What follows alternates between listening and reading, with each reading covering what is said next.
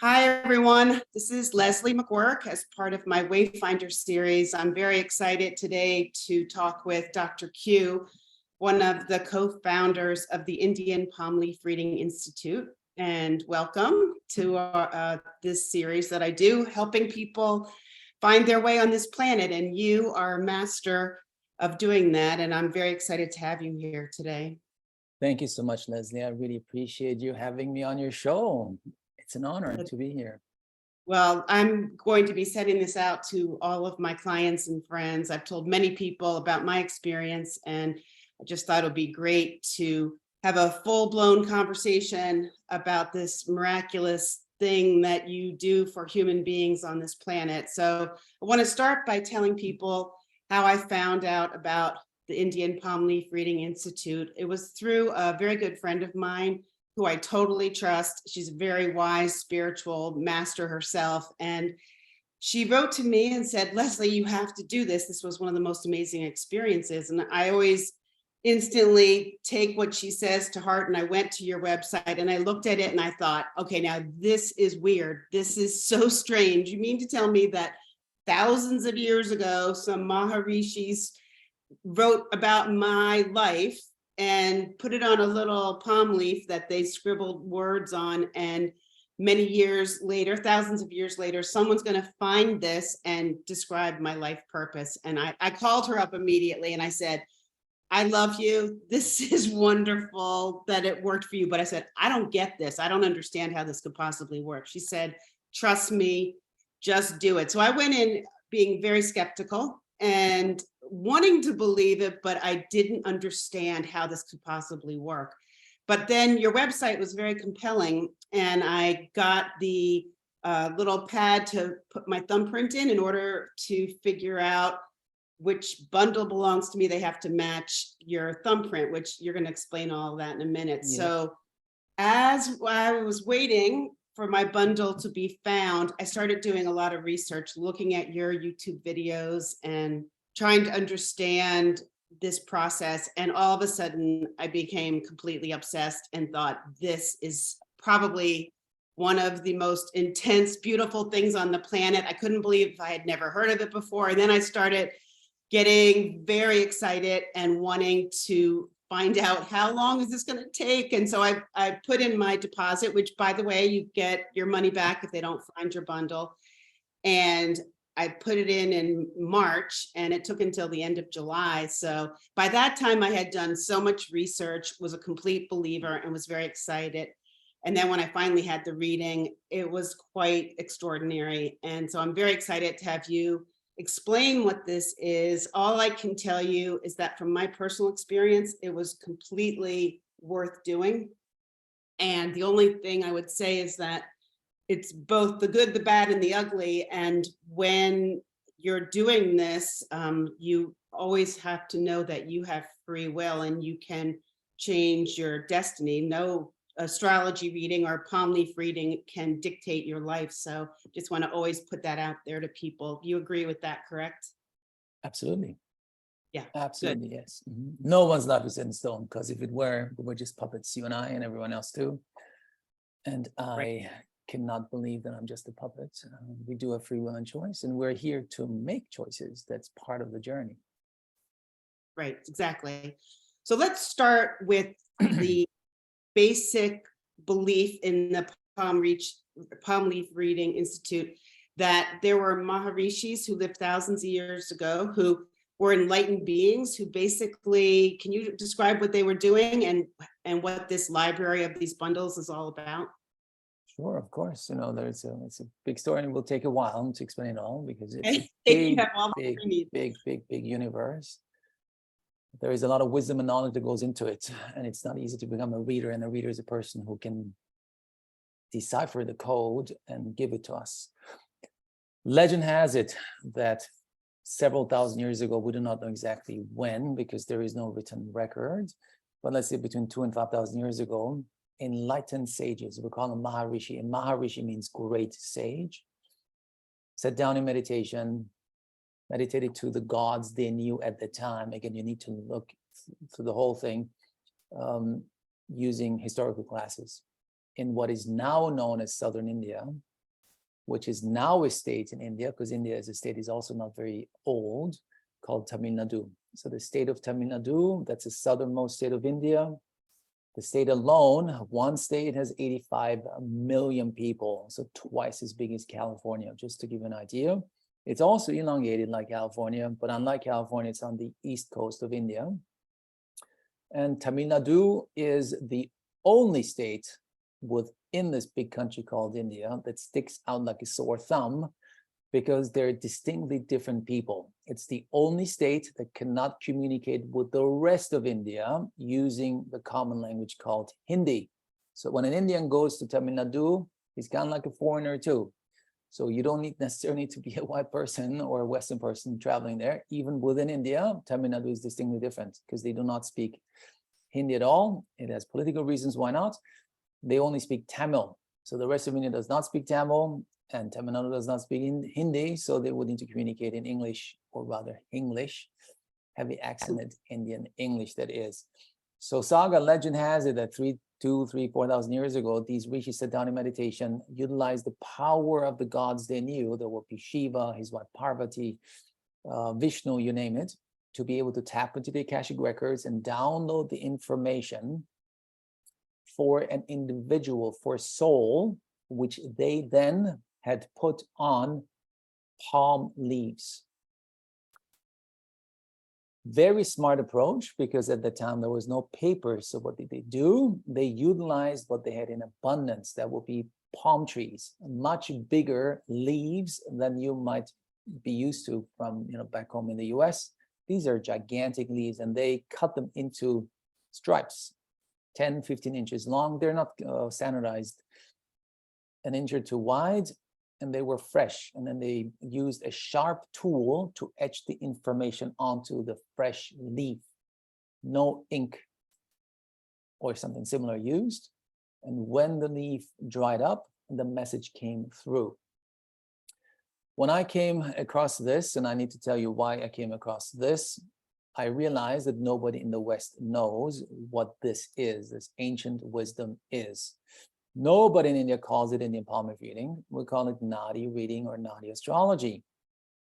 So when I brought it back to the West, I came up with this name, Indian palm leaf reading, hoping that people understood that it has to do with India, Indian palm leaf, that it has to do with a palm tree leaf, to not be mixed up with the tea leaf or the palm of your hand. And yet I get messages left, right, and center asking me to read their palm. I'm like, dude, read my website before you bombard me with messages.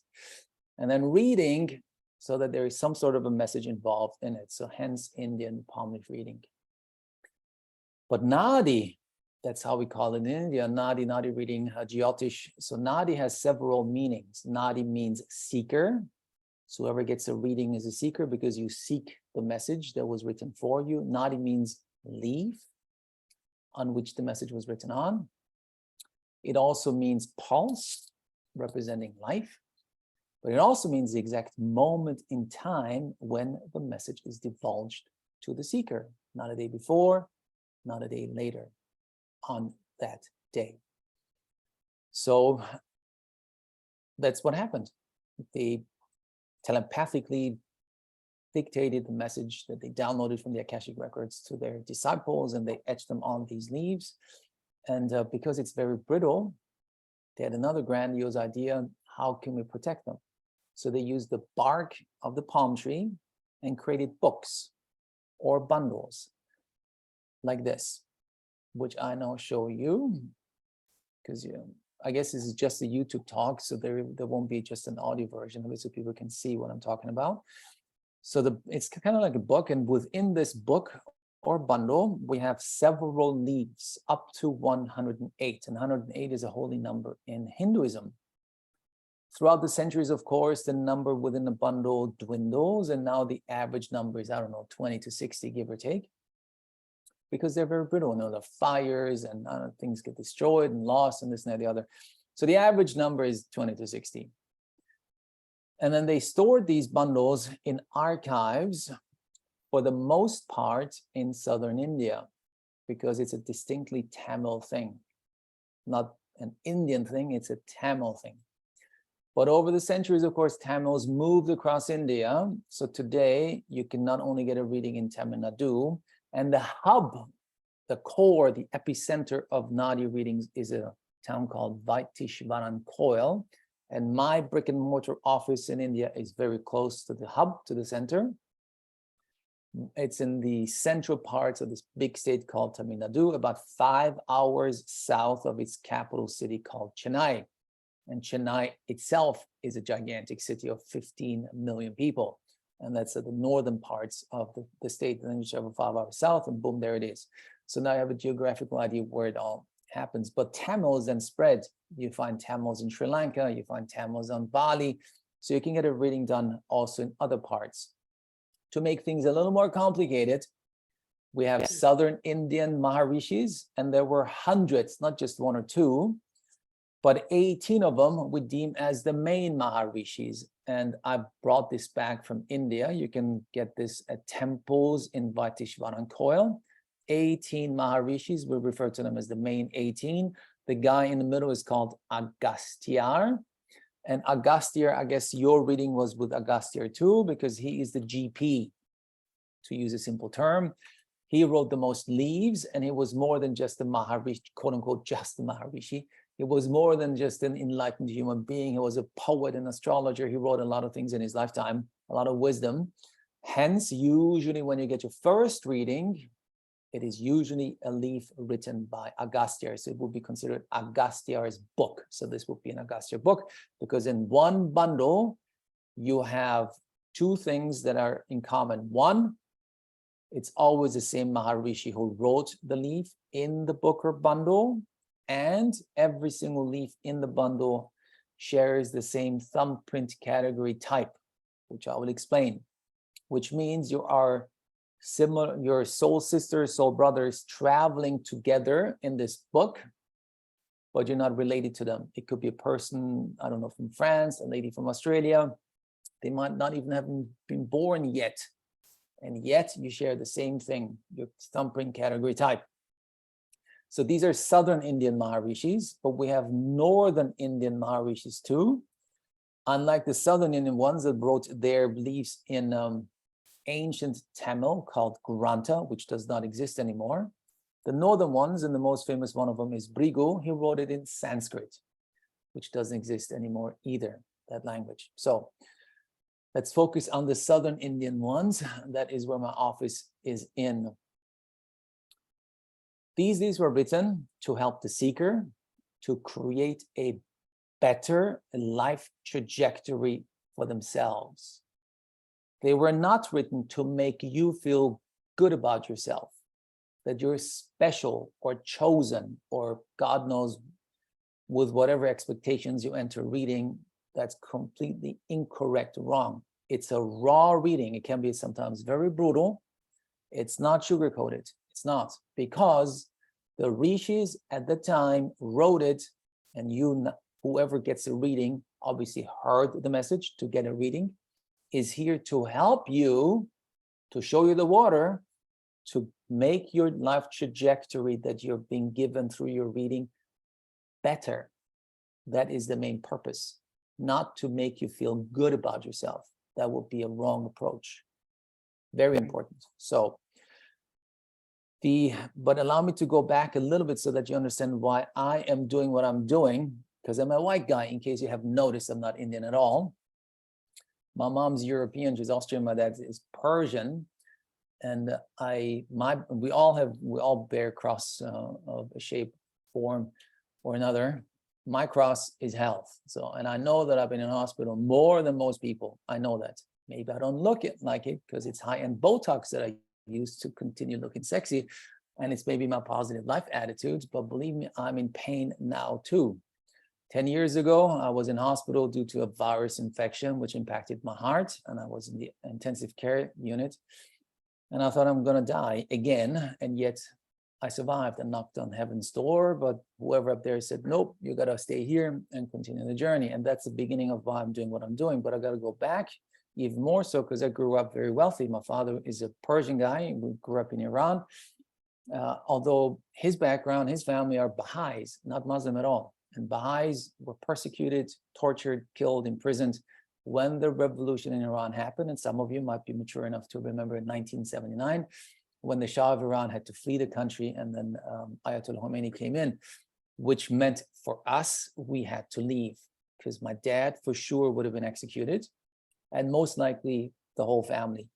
Alongside, that means I wouldn't be here today. So my mom packed up 2 suitcases and just fled the country for Austria. So I know how it feels to have a chauffeur and a nanny and, servants, but overnight our lives changed completely. And I also know what it means to have no money at all, being a refugee. We were camped into my grandma's apartment, and my dad lost everything. He never recovered from the shock his entire life. So I ended up in Austria in 1979. In 1986, some of you might be mature enough too to have heard of the world's biggest catastrophe, nuclear catastrophe that is, called Chernobyl.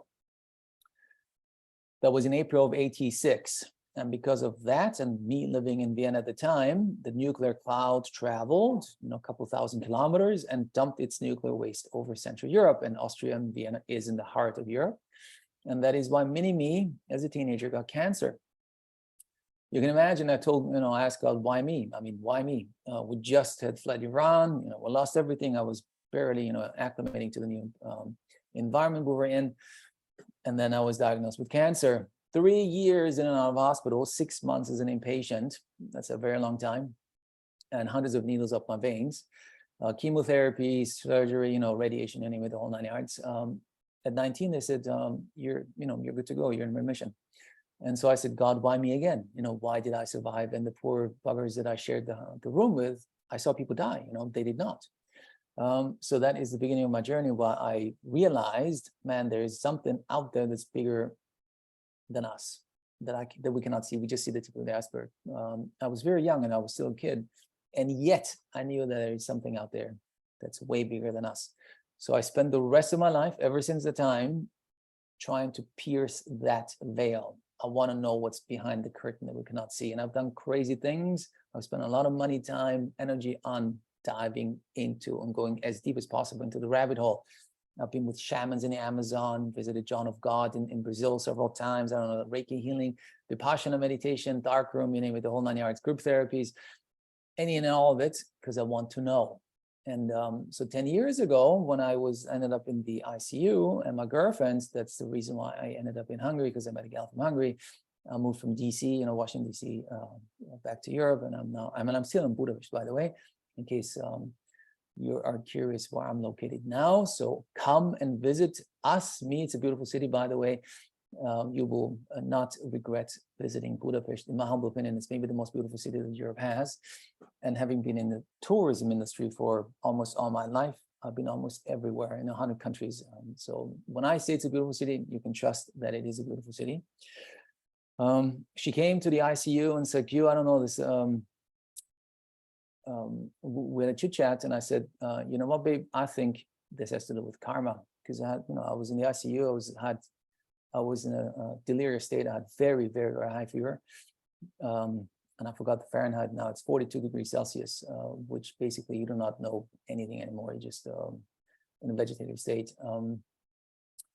It somehow dawned on me that it must have to do with karma. So I told this to my girlfriend at the time, and she said, yep, there is something you can do. It's called palm leaf reading. I said, wow, tell me more. And said, yeah, when you do palm leaf reading, you can maybe overcome your karma. I said, man, oh man, if I survive, I'll do it. And she said, I've already told you a year ago. I said, really? I said, yes, I already told you a year ago. And I was like, man. And that's when we come back to Nadi. Even though I'm a sucker, I'm telling you, Leslie, I'm a sucker for anything crazy spiritual, I'll do it. You tell me, just like you, when you talk to your friends, Mary Lou, you did it. I'm the same. I hear it, I'll do it. I don't think about it. It intrigues me. I fly, I do crazy things because I want to know. And this shocked me because such an amazing thing, and I didn't hear it. That was bizarre to me, which means I wasn't ready to hear it. But then I was. So when I survived and I came out of the ICU, and it took me months to be able to walk again, and be able to, I could not move my body at all, by the way. I was stiff as a board because my fascia cramped up. The fascia is, by the way, the net that's around your muscles and your bones, and in between you have some sort of a lubrication that makes your body move like an engine. And when that's missing, it's stuck. You cannot move at all. It's extremely painful.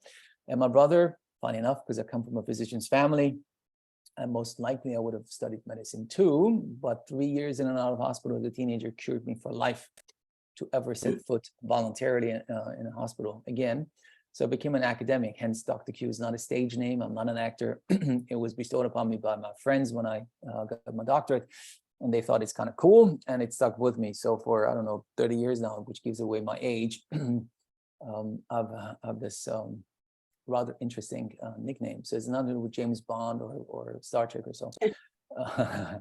And because Q is short for Q Mars, and it's a Persian first name. And so I wasn't ready, but then I was, and I heard it, and I said, you know what? I know it has to do with karma, so I want to get it fixed. And hence I got my first reading, and my first reading was 10 years ago, almost 10 years ago, I think by now. I need to actually think back how many years. It's a long, long time ago. And the reading, of course, blew my mind. And if I say so, I mean it, because I've done a lot of things. It blew my mind. I couldn't believe it. When in the matching process, again, the reader knows nothing about you. He knows your thumbprint. That's the most important. The secret in all that lies in your thumbprint category type, I should say, and your gender, because women submit their left and men submit their right thumbprint, and that's all the reader knows, period. And then when during the matching, when he says dum ba-dum ba-dum ba-dum, and I'm just imitating it because it's delivered to you as a sing song, and the reader has to learn that too. It's done on purpose because everything in life is wave and energy, and the way he conveys the information to you, it has healing faculties in it. So it's not done for show. It's here to already induce some sort of healing as you receive the message. So when he was reciting the poem, and it's written as a poem too, by the way, dum ba-dum ba-dum, your mother's name is Gisela. It blew my mind. I guarantee you this guy's never heard that very German first name, Gisela, for my mom. I was stunned, and it's a bum badam badam Siavash. Your father's name is Siavash, a Persian, old Persian first name. So I knew there was magic in it, because there was no way the reader who has never left his state of Tamil Nadu would be able to guess these names. And so I accepted that it's me. So the reading, of course, and I'm just giving 2-3 things before going deeper into it. In the reading, he said 77 to 79, the age, because it gives you a whole life reading. He said, you're going to get a heart attack and die. And that's because of karma. Now, he did not know that I just had come out of the ICU given heart issues. So if you ask me then and now, how do I think I'm going to die? It's either cancer coming back, I think, even though I stay very fit, or heart attack, because my heart, given the chemotherapy and the radiation therapy and the major virus issue that I had, which is called myocarditis, by the way, which means an inflamed heart muscle with water in my heart sac and pneumonia and water in my lungs. I was a walking dead, almost dead man, and it was pure chance that I survived this. I should say. I would say a heart attack. It makes sense to me. And I said, yeah, but it can be fixed. He said, it's karmic, and we'll give you homework called, remedies. We call them pujas, which I will explain too. But then he said, you will bring this to the West. It was like a by sentence. And you bring this to the West. And I was like, he's kidding me. I'm a white guy. I have nothing to do with this. And I'm here to overcome my karma, because my number one and only reason was to not be in hospital again. And that was the end of it. So then, of course, just like you, I shared my experience with friends and family. I was wowed, and I wanted everyone to know about this because nobody knows what this is. And then a lot of them wanted to get a reading done too. I said, okay, cool, let's go to India. And that is when I realized that for most Western people, India is a no-go zone. They will never go to India, period. They won't. To a minority, India is like a magnet, ashrams and the food and the saris and all the rest of it, but it's a minority. The vast majority of Western people are scared of India for whatever reason. It's too hot, too dirty, too poor, the food's too spicy, whatever the reason might be. They will never go. And so I thought, maybe we can do it online, because I really wanted my mom to get a reading, and cousins and friends. And then the reader said, oh, sure, we can do it over Skype, the old days, over Skype. And so we started doing that. And I said in every reading, for two reasons. One, they couldn't understand the Indian accent. They could not. The Indian English to their ears was too much to cope with. So I repeated everything in a more proper English. And then I realized as I was doing that, they didn't really understand the deeper meaning of a reading. You cannot take your reading literally. It's not good at all. It's not verbatim. It's meant for you as a guideline, as a compass, as a map, as a blueprint, so that you can create a better life for yourself.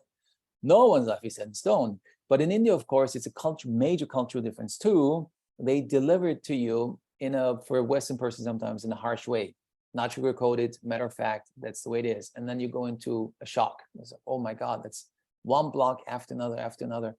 And there is no softening of it. So intrinsically, even though I didn't have a guide like you did, because I was your guide, your moderator, I understood how to take the reading, I understood it intrinsically. So I changed the verbiage and I changed the things to make them understand what it actually meant. And that is now how and why in every reading that we do have a moderator, a Western person that I trained myself as a moderator to bridge the gap between the Western seeker, even though we have a lot of Indians and Sri Lankans that come to us, of course, and Asian folks, but for the most part, Western people and the Indian culture, to help with understanding the Indian accent and to help understanding the deeper meaning of your reading. And so things grew bigger and bigger and bigger. And I did this, I can go deeper into the rabbit hole here too. A reading or a leaf was written, message was written for a few souls. So not everyone has a leaf. Obviously, otherwise there would be billions of leaves floating about. I need to draw a bigger picture. There are 4 yugas, 4 time periods. Maybe you out there have heard of the yugas, not to be mixed up with yoga, Y-U-G-A. These are big time periods of several thousand years. And they can be compared to the seasons, if you wish. And now we're in Kali Yuga, which means winter. So that means the worst of the 4 seasons we're in now. But lucky us, we're in the tail end of it. So several thousand years are about to come to an end. We don't know exactly how long. It could be 1 generation, 2 or 3 generations. So I've heard 30 years, I've heard 100 years. Who knows? But we're at the tail end of it. And so these leaves are written for the people in these dark times who are more, what's a good word, open to receive a message. Let's put it that way. So in Kali Yuga, 25% of people are a little more open, more advanced, if you wish. That's a funny word too, advanced, more open to receive messages, more enlightened, I guess. And 75% are in the dark. So 25, the minority, has to carry the weight of 75% through these dark times. So these rishis at the time wrote the messages for those 25% to help them create a better life trajectory for themselves so they can be of help to the majority and carry them better. So I know I can talk for hours about this because it's a very complex topic, but it makes you open to understand why all this happens. And within those 25%, the minority that are open and in the light more than the 75%, only very old souls are a leaf. That means either it's your last life or a second last lifer. That means you must come back only one more time, or your journey with your mandatory rebirths this lifetime comes to an end. That's a last lifer. There are a few that are crazy enough to come back voluntarily. Well, it's their fault if they come back voluntarily. I for sure will not come back. I'm done. I told Leslie already my reading. Well, in her reading, when we had a chit chat, if I am crazy enough when we are up there and I say, you know what, Leslie, let's go back, shoot me right away. And you can say you have the right. We agreed on that. We call those crazy people who come back voluntarily light workers or time travelers to help humanity even more, because they know they need help. And it does not mean that your life when you are a light worker is easy. The one person I may use publicly, who very few in the 10 years that I've been doing this are so-called time traveler, light worker, is Reverend Bill McDonald, who lives in Sacramento. He's gone through hell. So he's the one person I know has spent more time in hospital than I did. He was in Vietnam, exposed to Agent Orange, and has had many, many surgeries. still battling the Agent Orange impact. So he's a light worker, very phenomenal human being, very kind, humble. I'm just, and they're reading with us too, and he's a big supporter of our cause as well. Just wanting to say that it's not necessary. It doesn't mean that it's paradise when you come back. It's not all milk and honey. As a light worker, could be quite the opposite. So only old souls, only within the 25%. So not everyone has a leaf, period. Because most of us won't even hear this message. Listen to me, I'm a sucker for all of this, and yet I didn't hear it when my girlfriend told me there's palm leaf readings. It went in on one ear and out the other. And it took me a year to be sick again, very sick, to connect the dots myself. And then I was open to receive the message. There you have it. And so that is a bigger picture when it comes to these messages that were written. So the search, the process is the exact same way as it has been for several thousand years. It's a 3-step process: search, matching, reading. Search means we're searching, or the reader searches for your bundle or book. That's the one thing that I showed you before. It's called search. And in order to be able to find a bundle or book that hopefully carries your individual palm leaf, we would need, or the reader would need, your thumbprint category type. Now, again, you got to look through historical glasses here. Several thousand years ago, people couldn't read or write. They couldn't. So these rishis, as smart as they were, said, how can we connect the leaf to an individual? Well, let's use their impression. That's the most unique thing they knew at the time, to connect it with a leaf, hence your thumbprint. So you, if you were in India in an office, you would submit your thumbprint by them right there. Left women, right men, has to do with Hinduism and karma and how we distinguish the genders. And then the reader, literally, I'm telling you, would look through a magnifying glass to identify the, the fine lines of your impression, and then identify your thumbprint category type. And there are 108 different category types. 108. Again, 108 is a holy number in Hinduism. Once he, and they're only male readers, hence I can say he, identifies your thumbprint category type, he will then go on a physical search to find the bundle for you. Now, these bundles are stored in archives and libraries, for the most part, in southern India. When you think of an archive or library, you, I presume, think of water dispensers, security guards, air conditioning, this and that and the other. Think again, because we're talking India. The vast majority of these books bundles are stored in private archives, which are more or less a hole in a wall. That's a private archive. So the vast majority of these books are stored in holes in a wall that are dusty, dirty. There might be a safe, I do not know, or just a room, a back room in somebody's private home. There are bigger archives, of course there are, either run by temples or by the municipality or the Tamil Nadu government or the federal government. And I've been to, I think by now, most of them, the big ones. But the vast majority of these books are in private hands. So the reader then, once he knows your category type, will go on a physical search for these books. That means the first thing he does, he goes into his own archive, if he has one, like our office has one too, of course, goes to them, is there one that matches it or not? Most of the time, of course, not. And then he will go to his neighbors, then further away, then he will walk, and then he will jump on his bicycle, go further away, on his moped, go even further away than that. And if he cannot find anything in the area, he would hop on a bus, go to the next town, or even further away and look around there.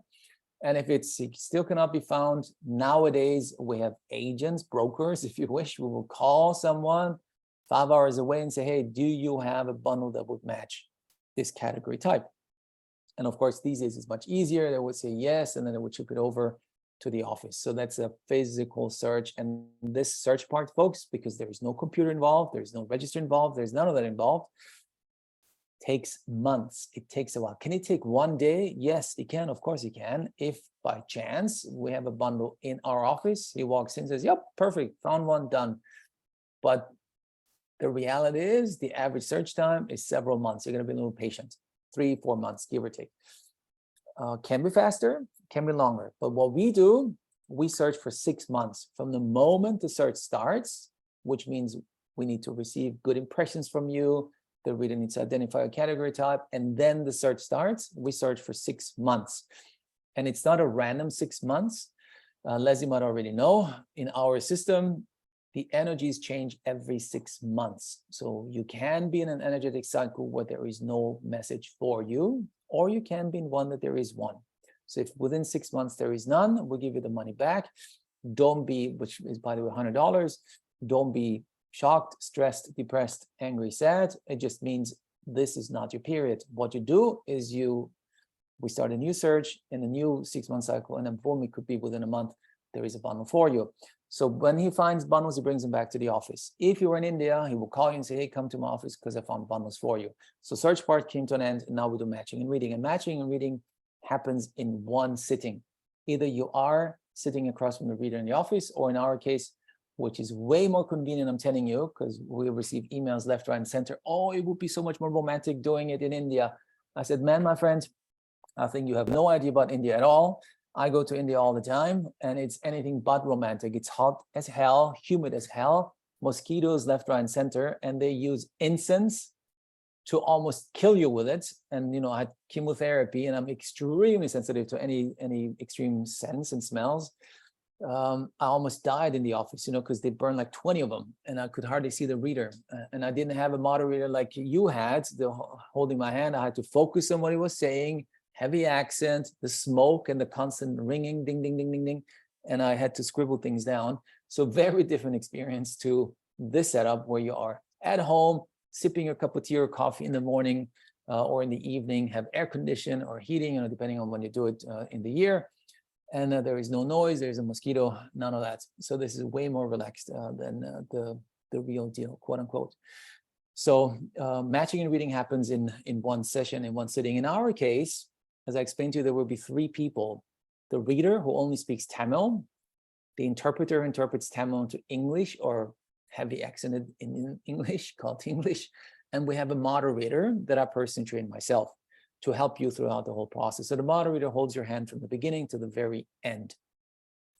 1 or 2 words about the reader, which is also very important, that you understand what a reader does. First of all, because again, we get several emails saying, oh, can you recommend me a reader in India? I want to do it there myself. I'm flying to Delhi or Bombay, somewhere. I said, my friends, we are in a small town in the central parts of Tamil Nadu. My team, I vouch for. I know that they are super ethical human beings and way more involved than any of us in the West.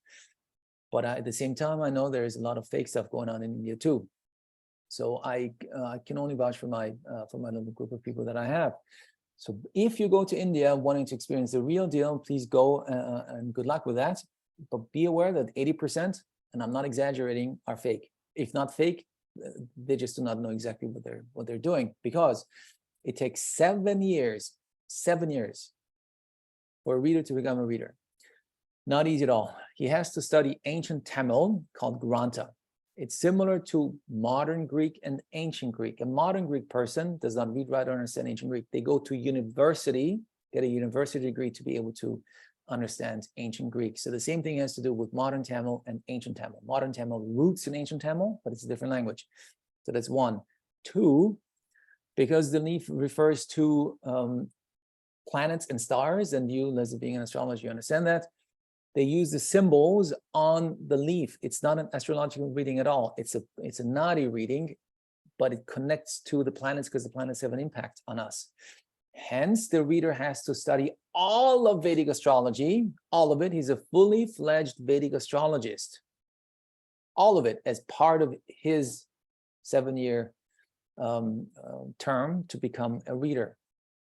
He needs to know the principles of Ayurvedic medicine because there are references to Ayurvedic medicine and healing on the leaf. He needs to know numerology because there are numbers in it, gemology because there are references to the lucky stones that we have. It's a huge undertaking for a reader to become a reader. In the old days, let's say up until maybe 50, 60 years ago, a reader in a village or town had a high standing within the community, kind of like the shaman. I'm just using this loosely. For indigenous people, but India has changed a lot, like fast and in dramatic ways. So today, no young person wants to become a reader anymore, because first of all, he doesn't receive the same respect as they used to in the old days. And then two, the money in it is not very big. So now they go and become all IT experts, as we know, mathematicians and call centers and engineers and all the rest of it. So it's a dying breed. We have way less readers today than we used to have before. And the good ones are rare. And I'm in a very lucky position to have beautiful souls that work for the Institute. So that's one or two words about a reader, so that you understand how complex it is to get you the reading. So these three people are supporting you: reader, interpreter, and moderator. In the matching process, that will be step 2. The reader opens up the bundle and looks, as I do it now for you too. This is, by the way, mock-up, because in the old days, I used to bring an original one with me when I gave talks. And, Leslie knows I go to expos all the time. And I brought an original one, and I said, folks, this is an original one. Don't touch it. And what do people do? Very first thing they do, they touch it. And I said, man, you just cracked a leaf that's several hundred years old. And so I stopped doing that. What we did is we took a real book, a real bundle, and just photocopied it, and created a mock-up. So that's a mock-up made out of plastic, but at least it shows you, the inscription in ancient Tamil, and it shows you how long it is. What would you say, Leslie? I think it's about 10, 15 inches or something like that long, and about an inch or so wide. But there could be ones that are longer, wider, because they're not standardized. They're not. And he would open up the book and then look at the very first leaf and read out to you a statement, not a question. It's a statement, because it's called matching. He's trying to find the leaf that matches your soul, that was written for your soul. For example, you're married. If you're married that moment, because it's all about the reality that you're in at the time you get your reading, you will say yes. If you're not married, you say no. So the only answers to a statement you ought to give is a yes or no, right or wrong, correct or incorrect. No need to give any more information than that. For example, you're going through divorce, but you're still married, and statement says you're married, you say yes, because you're still married at the time. No need to say, yes, I'm married, but I'm going through divorce. That's irrelevant to the reader. And as long as you say yes to a statement, you have 2 siblings, yes. You have 1 daughter, yes. He stays on the same leaf and goes deeper and deeper and deeper into it. If you say, no, that's not your leaf, he flips over to the next one. It's that simple. It's a process of elimination. And then at some point, you will say yes to all the statements. And the reader, one more time, is very important. The reader knows nothing about you. He knows your thumbprint category type and your gender. That's it. And then boom, as he knows, and to me, I was blown away myself, he will rattle off your first name, your mother's first name, your father's first name, your date of birth, your time of birth, your weekday of birth. If you have partner, ex-partner, deceased partner, I had people who were married 5 times, and each one of the buggers was on it, and she almost got a heart attack saying, oh my God, I thought I would never hear their names ever again. And yet they were mentioned. That means it was important for her soul, these connections. Siblings, how many, their gender. Children, how many, their gender. In short, it's you, period. And I knew it was me, because they told my parents' names, my name, that I had a brother, and all the rest of it. So that's called matching. It's the wow part, because that's the part you can verify. Now, the important part in this is too, the rishis did this so that your conscious intellectual mind would accept that it's you. They did not need to do it for themselves. They would just write it, and that's the end of it. But in order for us little humans with an ego to be able to embrace the fact that yes, it's written for Leslie, they wrote down these identifying factors so that we can accept that it's for us. Okay. Then that's called matching. So congratulations, we found your leaf. And then comes the third part, the reading part. And the reading, very important, my friends, the reading is here to help you create a better life trajectory for yourself. That's my #1 mission here, to help you, because your life is not set in stone. It cannot be set in stone, because if it were, all of us were just puppets. We're meant to make decisions, good ones and bad ones. And that we're here to learn and hopefully avoid the not so good ones and create a better life trajectory for ourselves. So the reading is here to help you create a better life trajectory for yourself after your reading. It shows you the water. What you do with the information is up to you because you got free will and choice. So that's very important for me to share. So hence, anyone can get a reading. Advanced souls who had a lot of experience in spiritual matters, very first timers. If you have a big issue in life, like I had with health, some people want to find a partner, or get married, and have children. I don't know, find better work, more money, or are just curious. Hey, I just want to see if I can improve this. It's a roadmap. It's a blueprint. It's a compass to help you. And what we do is so-called whole life reading. Whole life reading means we cover all aspects of life that are important to a human being. Relationships, children, health, spirituality, money, career, education, and all. It's a whole life reading. And it starts with the moment you get the reading. Is also important. It's not a past life reading. It's here to help you now. It's raw, not sugar-coated now. And the reader reads all of it till the 14th chapter, until there is no more writing on the leaf, which could mean the end of your life, but not necessarily. Because some of us are crazy enough wanting to live longer. And if living longer means a better life trajectory for yourself, well, then you can work on extending your lifespan. And hence, the end of the leaf, when there is no more writing, does not necessarily mean the end of your life. It just means end of the message for now. Because it's here for you to create a better one for yourself. Better could also mean longer. And it's based on three aspects. One, the reading is based on three aspects. Your baseline, the secret in all of this lies in your thumbprint. And your thumbprint category type explains your soul in generic terms and yet in detail. Leslie, you might know when you think back in life, because we too are mature enough to be able to look back, it makes sense why certain things are a certain way. Your thumbprint category type is the only thing you cannot change in your reading. It just is. Embrace it with all your heart, neither good nor bad. It helps you explain things better. It's a genetic imprint. It's your baseline. So that's one. The two other parts change. Your energies, as I said before, not your mood. Whether you had a fight with your partner in the morning, forgot to drink a cup of coffee before the reading, that will be your mood. We're talking about the energies. And three, stars and planets. And the vehicle we use in Nadi readings is Vedic astrology to tap into the message. And the main difference for folks out there between Western, what Leslie does, and what the Indians do is sun-based, Western, moon-based Vedic, to keep it super simple. At least you know how to connect with Vedic astrology.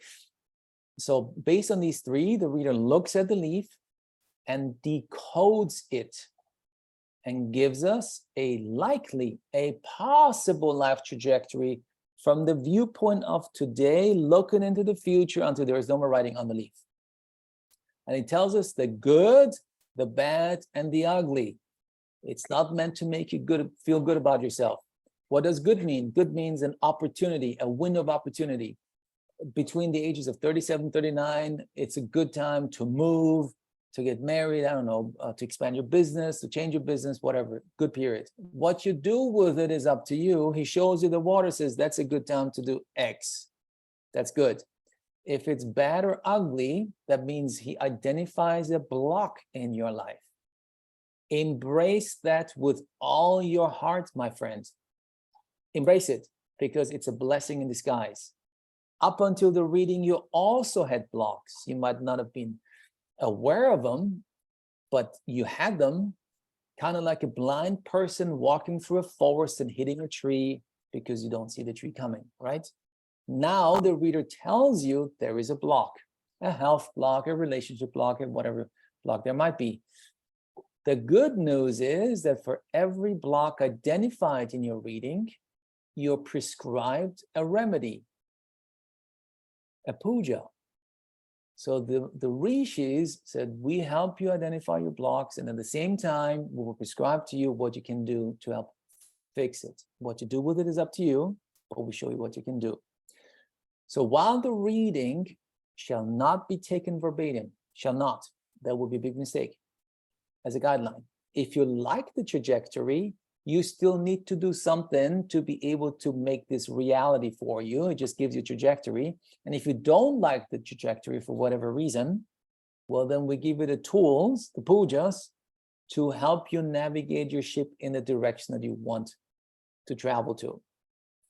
The end of the reading, that's the last chapter of a leaf, is the puja chapter, the remedy chapter.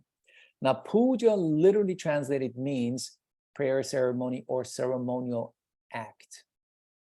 Because it's connected to Hindu traditions, it's not a religious act, by the way, so it doesn't really matter what religion you have. It doesn't interfere with religious beliefs, but you got to look at it through historical glasses. At the time, 2,000, 3,000, 4,000 years ago, these rishis only knew of Hinduism because that was the only universe they knew, hence they're connected to Hindu gods, period. And Hinduism is a very a graphic, if you wish, religion, because each god represents something.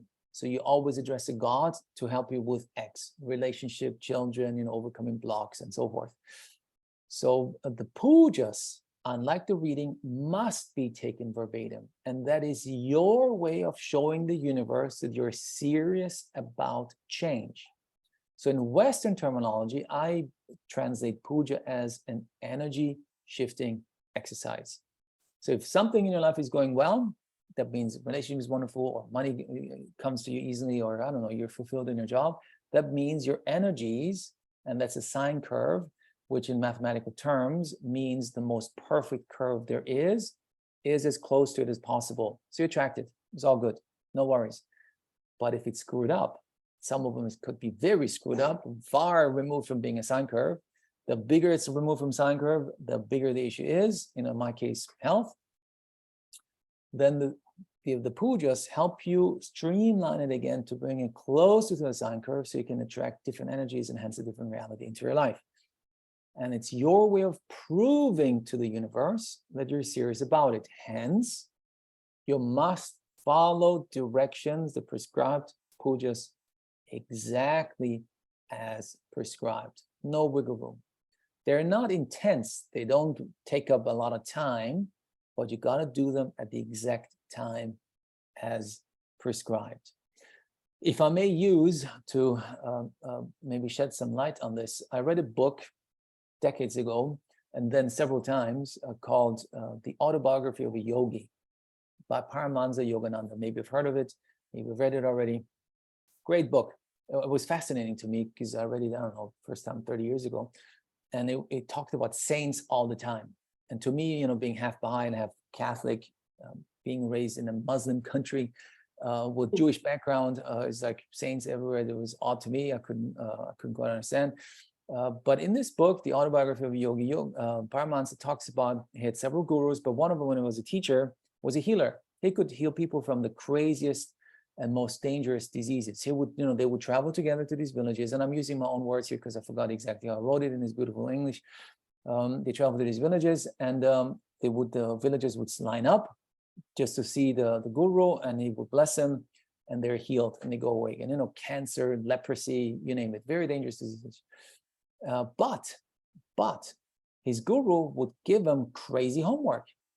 You carry this raw egg in your left pocket for the next 3 weeks, or you will drink milk only with your right hand for the next 5 weeks, or crazy things like that. And so little Paramahansa says, Guru, I don't understand. Why do you give these poor people such crazy homework? He said, because I know you can heal them, and you know that you can heal them. I says, yes, I know that you know I can heal them. I know that I can heal them, but they don't know it. And this crazy homework, puja, helps them manifest their energies, as it takes some time for energies to get manifested. So if this one guy really looks after the raw egg for the next 3 weeks and it doesn't crack, by that time the energies have manifested and healing will appear. If he's careless or he doesn't take it seriously and it cracks, well, then obviously the universe will say, this guy doesn't take it seriously, so why should we help the guy? Hence, no healing. And that is what a puja is. Not as crazy or as difficult as the ones that Paramahansa's guru gave, but they're usually in the shape and form of a mantra dedicated to a god or goddess, which represent a certain challenge or block, or it could be also a ceremonial act, doing something like feed baby cow and cow on a specific day, in case you have baby issues or children issues or relationship issues. In my case, that's been beautiful, and I've been doing it ever since. It told me feed on 2 consecutive Wednesdays a person in need. So I remember I asked the reader, what do you mean a person needs? Should I do a soup kitchen? Should I donate, give money to a bum on the street? He says, oh, you figure it out. What do you mean I figure it out? I didn't figure it out at all, because at the time I moved to Budapest, Hungary. I don't speak the language. I don't know anyone. I was like, oh my God, what should I do? I was stressed because I didn't want to break the cycle, because I got to follow them verbatim. And the day before the Wednesday hit, because I was stressed, I didn't want to, screw things up. I didn't want to go back to hospital. It dawned on me. He said, oh my God. I said, you will figure it out. And I really did. So the next day, and I'm still going to the same cafe. At the time, there was an elderly lady who I thought doesn't have money or not much money, because I always saw her scramble for the money. So I told the waiter, you know what? I'm going to pay for her. It didn't cost much. It was $10 or something. But I fed a needy person. So I told the waiter, I paid for it. Just don't tell her that I did it. And when she wanted to pay, he said, no, it's already taken care of. And she was baffled. She was like, what do you mean? And he said, oh, somebody paid for it. And she was looking, and he didn't say that it was me.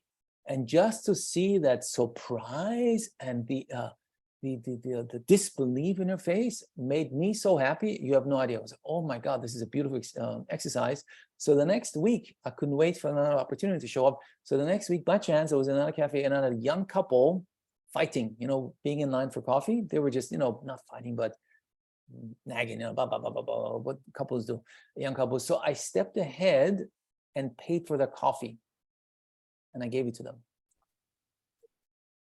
Dead silence. They couldn't believe that somebody would pay coffee, and I helped shift their energies within a second. It cost again nothing. It was not big bucks at all. And it made them think, or made them get out of their stuckness in a relationship issue that they had. So and that's 10 years ago, and I've been doing this random act of kindness all the time. It doesn't matter. I guess I fly a lot and I travel a lot. I buy someone, random person coffee or this and that. It makes me happy, period. It makes me happy. It's just beautiful to see another person being in shock and surprised that a stranger would do something like that to you. I can only recommend it to you too. So that's a physical act. I just tried to give you an example between a mantra where you chant something versus something that you need to do as a physical act. And so these pujas is your way of proving to the universe that you're serious about change, that you mean it, and allow things to unfold and change as you go through your puja cycles. And they will take you time, though. They will take you 6 to 9 months, give or take. But usually, as I said, is on a specific day, a mantra that takes you 5 minutes or 10 minutes max, and then you're done with it. So that's the real power. The power and the magic in your reading lies in the pujas at the very, very end. And you better take them seriously, because otherwise the whole reading is a waste of everyone's time. I try to keep it short, Leslie. I can talk about a lot of things in more detail, but if you have questions, if you want me to expand on certain things, I'm more than happy to do so. You tell me. I'm more than happy to be. Yes, yeah, so I have one major question. Sure. And that is, when I've told friends and clients about this, the number one thing people are saying to me is, how do you know that these readers didn't Google on the internet your mother's name, your father's name? That's the number one thing I'm hearing from people. So what do you say to that? Love it. If that's what you fear, don't do it. Don't do it. So first of all, that you understand the reality. I have an office in a town where my readers travel to because at home, they have no internet. They don't even have a toilet. They go outside in an outhouse and kneel to be able to do their business. If you think that a reader would waste a minute, a second of his life, Googling anyone on anything, bless your heart. Bless your heart. Then don't do it. There's not enough money involved in this. That's it. If somebody doubts it, then I'll always say, please do not do it, because I don't want to waste my energy either. Now, on top of all of that, this, my dears, is a foundation. It's a not-for-profit in a literal sense. I personally, in all the 10 years that I've been doing it, made $0 with this. I have a real job. And you can rest assured that I could utilize my time, at least financially, much better not sitting here talking with Leslie about this. But I do this as good karma work, pure good karma work, for several reasons. Once, the reading changed my life, and I saw real beautiful humans doing it. So I told them, I'll do my utmost to help you make a decent living so that you do not need to do other work. So I want to help you preserve this. There is enough fake stuff going on in the world, and I want to help the readers and their families so that they all can lead a decent life by doing the beautiful work that they do. This one. Two, now that we've grown, we support an orphanage in the town that our office is in. It's called the CCW Trust. It helps almost 100 people, orphans as well as old physically and mentally disabled kids and adults. When I saw it, I said, man, oh man, you're doing such a beautiful job. So every reading helps me give back. Three, I should say, you only pay $100 for the search, $100. It's nothing. If we don't find a bundle, you get your money back. And then for the reading, you pay $400. $400, still nothing. We have 3 people in the reading. I have a videographer who edits the whole video for you. I'm the one who travels for free to India, make sure gets the connection going, all the rest of it. If I were in this for money, we would charge $2,000 minimum for it to make sense. But on purpose, for the past 10 years, we haven't changed the price at all. It's always the same. Inflation and all the rest of it, we said, no, we want to make this affordable for people. And when we receive donations, I give back to people who send me an email saying, Dr. Q, sorry, I cannot afford this. So not to worry, we help you. Money should not be in the way for you to not be able to do this. We give $100 off, $200 off. Some people say, I need a full grant. We do it for $50. So people just give a token so that I can see they're serious about it. And if the reading helps them, then the job, this institute does what it's supposed to be doing. So in short, if you doubt, if you think that I spend a minute of my lifetime Googling anyone, then please do not do it. I understand that, but just don't do it. I'm so glad you said that, because when I had the experience, I felt nothing but pure, absolute compassion and love from not only you, the reader, and the translator. And I thought to myself, these 3 people had just spent 4 hours with me, just giving up their time. And then you think of all the hours and time it takes to find the bundle from March 1st until the end of June. Yes. I thought, there's not even 1 ounce of my bone in my body that thinks that they would have spent time Googling me. And also they knew my mother's name, my father's name, but they knew intimate details about my relationships with my sisters and specific health things. There's no way you could find any of that on the internet. So I didn't have that experience of doubt, but I just wanted to get that out there. I understand. We get that too. And again, my job is more to deter people. I said, please don't do it, because it's a waste of my time too. I make the money with this. I have a real job when I'm busy as hell. I work 16 hours a day, 350 days a year. So it's better for anyone if you just don't do it, because the last thing I want is you do it and then they say, oh, that's fake, and you Google me, cannot be that precise, blah, blah, blah. And because we are an ethical, that's my number 1 driver in life, is to be ethical. We give you money back. If after reading you said, oh, I'm not happy with it, we'll give you your money back. You see, we'll give it back. No questions asked. If you say, I was not happy with the reading, which happens in the thousands of readings that we had, a few people said, I'm not happy with the reading. It always comes as a shock to me because it's crazy. But I'm like, okay, if you think that all the work we did and having a reader who has done 20, 30,000 readings in his lifetime was not up to your standard, here's your money back and God bless you. That's it. Done. I take the brunt because everyone else gets paid. I support this institute with tens of thousands of dollars out of my own pockets to make this all work. And now that we've been grown so much, And we have support from very famous people across the globe, from Ariel Ford to now Alex Ferrari, who runs one of the biggest podcasts in the US, YouTuber, I don't know, John Gray, who wrote Men Are From Mars and Women Are From Venus, and I don't know, Marcy Shimoff, and we have dozens of very famous people who've done readings with us, and they support us. So if you don't believe me, ask them, talk to them, and see, and see, and find out what they think about it. So I'm not here to prove anything, because I don't have to prove anything. I'm just offering this in a safe, secure, convenient way to get a reading done with real, ethical, authentic, experienced readers in India, so that you don't have to go to India. If you think this is fake, well, then fly to India and good luck. That's it. That's all I can say. I have one last question. Sure. What happens? See, I feel that there's an urgency for people to do this sooner rather than later, just because of the way the world is right now. And the reason why I wanted to interview you is because my clients and my students, they are the perfect people for this type of experience, because it just adds another layer to the work I've already started with them. But I want to ask you about these readers. They're very rare. They're getting to be older. What's going to happen when they're no longer with us? Okay, so I mean, the whole reader thing is a universe of its own. First of all, to become a reader, there is no school you can go to. There is no like reader school or reader university. It's not standardized. There is no school. Every kid goes there, or student. You need to find a guru. You need to, and by the way, guru in the most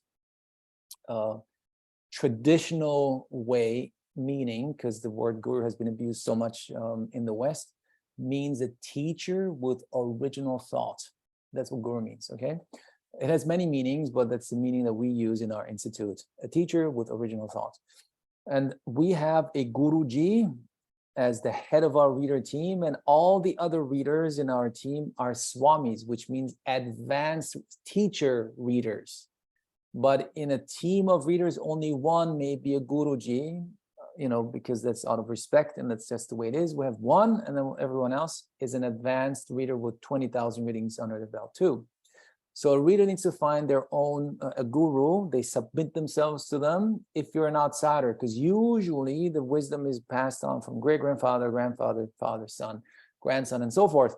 But as an outsider, you can, of course, also decide to become a reader, and then you would need to find a teacher who would take you under their wing, make you sweep the floor, in the beginning, and bring out the trash, and then eventually they will start divulging the wisdom to you.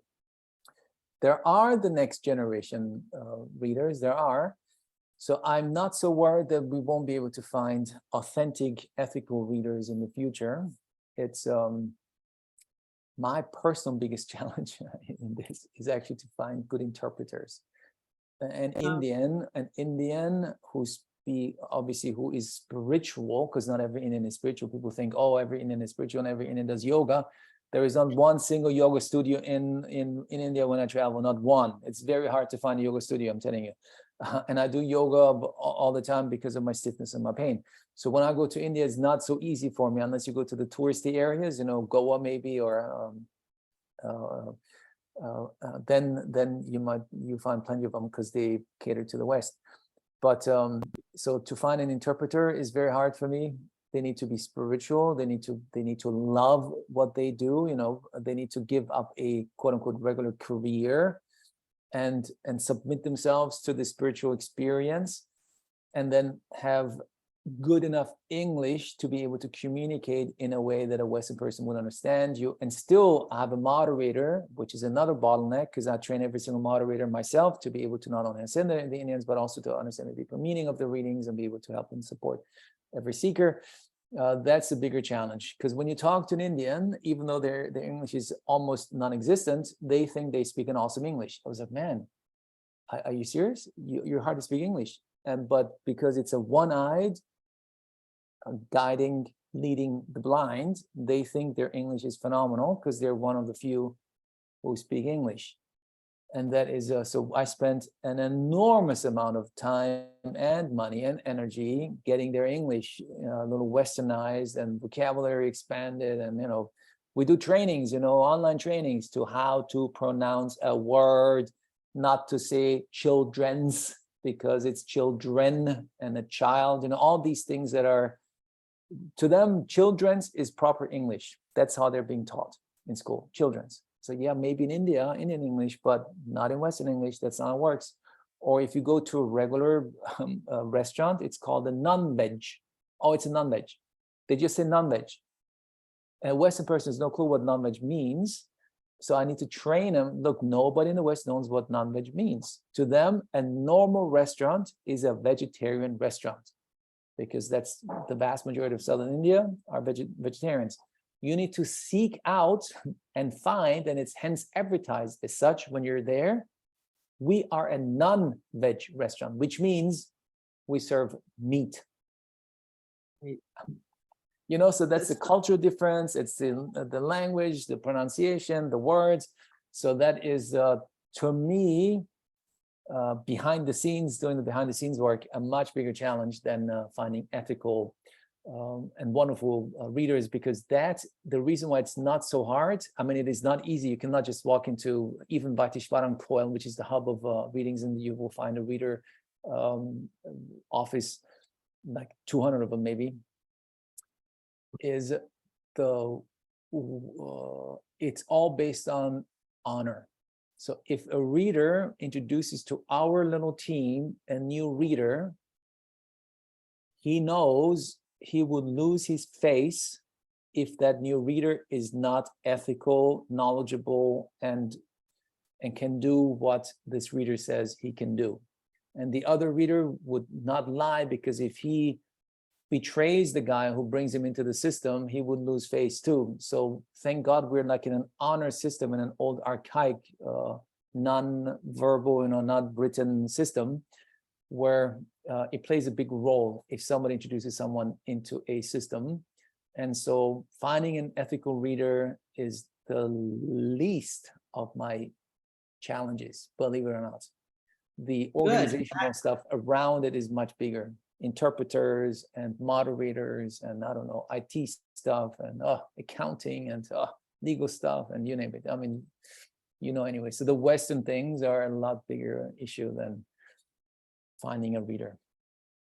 Well, maybe some of the people that I'll be sending to you will actually be helpful to you in the ways that you need it, so that you can continue doing this. That would be wonderful. That would be wonderful. So that it's true, we find our moderators are usually people at readings with us, and they are enamored with this. Oh my God, I want to become a moderator for you. Can I do this and that? Sure. Like the newest addition we have is Suhana. She is a shaman in South Africa. Her and her husband do big shamanic work. They're pretty, well known in South Africa, and they had a reading. I had no idea who these people are, because how do I know that they sign up online and they find us and this and that and the other. And then we became friends. And Suhana now is a fully fledged moderator for us. And she has a deep knowledge of shamanism and spirituality, because that's the work these two do. And so, yeah, if whoever's out there and would like to get involved, we need more moderators all the time. I'm telling you, we offer readings 7 days a week, 365 days a year. Almost 655 days. Only Christmas we don't do, and January 1 we don't do. Diwali, which is the biggest Indian festival, we cannot do either, because the noise on the streets is just too big. You cannot hear your own word when you talk on Zoom. But 365 days, 330 days a year, there is a reading. Only in the rare occasions we cannot do it for either Hindu festivities or Western festivities, or something major happens in our Indian office, such as flooding, electricity collapsing, internet collapsing, because don't forget it's India after all. Even though we put invested money into having a generator in the office, so that if electricity collapses, which collapses all the time, continues to go, then internet collapses and this. Oh my God, I'm telling you, we have car accidents all the time. Somebody stumbles, goes to the so that's the challenges of running an institute. Yes. Well, the fact that this exists at all is a total miracle. The fact that you're alive is a total miracle. The fact that you have devoted your life to this cause and helping people find their bundles and get these readings. It's just all pretty extraordinary. I'm super excited to share this with everyone, and I can't thank you enough for the time you've given me today. It means a lot to me because I know how valuable it is to get deep wisdom, and it's not always the easiest thing to find. So that's why I started this interview series, just to get people introduced to the people who help us find our ways. So thank you so much for everything you do. And I know that a lot of my friends and clients will be calling after they hear this, and I'm very excited about that. I can't wait to hear them call me up afterwards and tell me what happened.